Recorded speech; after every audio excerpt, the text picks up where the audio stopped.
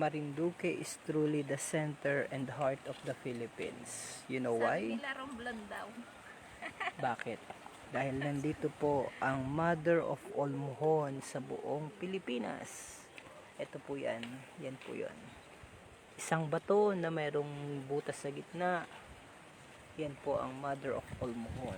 So nandito po tayo mga kababayan sa tinatawag na Luzon Datum of 1911. Kumusta kaya ang ating signal? Yan. Tapos kita natin. Parang mahina ang signal. Mahina aga ang signal. Check na daw nga ni.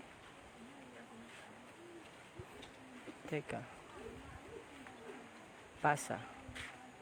Ayun, malakas. Comment daw po kayo kung malakas nyo pong maliwanag nyo pong napapanood itong ating vlog.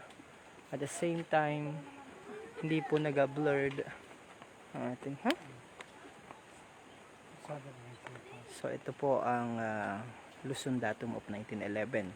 Ano nakalagay dito sa Station Balanacan? Datum origin of the Luzon Datum of 1911. Sabi po dito itinatag latitude 13, 33, 41 north, longitude 121 degrees 52, paano babagasahin yun? Clark Shephroyd 1866 ni O.W. Ferguson,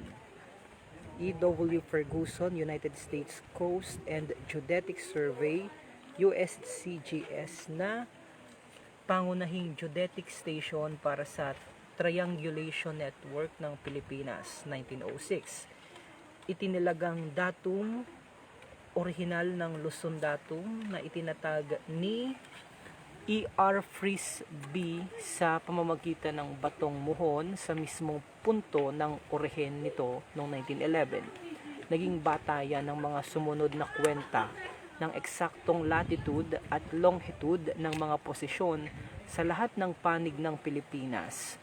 Inangkop ang dato nito ng United States Coast and Geodetic Survey o USCGS noong 1911, ng Bureau of Coast and Geodetic Survey o BCGS ng Pilipinas noong 1950, at ng National Mapping and Resource Information Authority o NAMRIA noong 1987. Patuloy na nagsisilbing datum origina sa kabila ng pagtaas sa antas ng Philippine Reference System noong 1992. O yan, di ba? Napakamakasaysayan.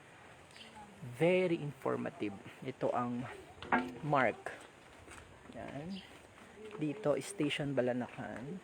Datum, origin of Luzon, datum of 1911. So, ibig sabihin nandito po yan. Yan. Nagkompas. Nagkompas? Anong sabi? Sa kompas? Ha? Ito po yan. Nataas. Ano sabi sa kompas? Oh, wala madilim. Ha? Madilim. Nagkompas na. Galingan ninyo ha. Dapat ay maalam kayong gumamit niyan. Ganun. Kinumpasan na. So, nandyan po ang Luzon Datum. Itong bato na ito ang batayan. Ayan, bumababa na. Maliban dyan, of course, maliban dyan, may bilog yan sa gitna. Yan. Maliban po dyan, mga kababayan, nakikita mo, ito, west. Dito ka tingin, west. Pumunta ka sa west. Tingnan mo, west, dito ka muna. Ano nakalagay? Compass, west nakalagay, tama, west. O, ayan, di ba? East 104. Current location. Oh. Galing eh. Tingin eh. Doon ka nga ni sa north. Ano pala? Ayan o. Ito ay. Ayan ang napakagandang lugar. Ang view dito. Hinala ang pagsalita dahil ang pagod hong umakyat pala. Grabe. Ito, ikot kita dito. Ano, parehas lang? Nasa north na. Ano sabi? Ayan na. Ano sabi sa north? Ano, north, tama, Ayan north. na, north. 185, 86. Paano yun ang tingin? Tama naman, north. Tapos nilagyan ito ng ganito din pala, oh. Yan. Oops. May nakatingin na mahal na birhen. Oops. Ito naman, bahagi ito ng Santa Cruz. Yan. East. Makakit kita mamaya doon sa taas, pero wala akong nakikita nag-comment. Parang hina ng signal. Hopefully, medyo malakas ang signal natin. Maya-maya. Luzon Datum. Yan. Magka-programa na si Governor alas 4. Makakit kita doon mamaya sa taas ayun na. Lahat zero yan. Baba. Ihahanapin mo yung pinaka-exact. Okay? Babay na muna mga kababayan. 360 degrees. Ikot.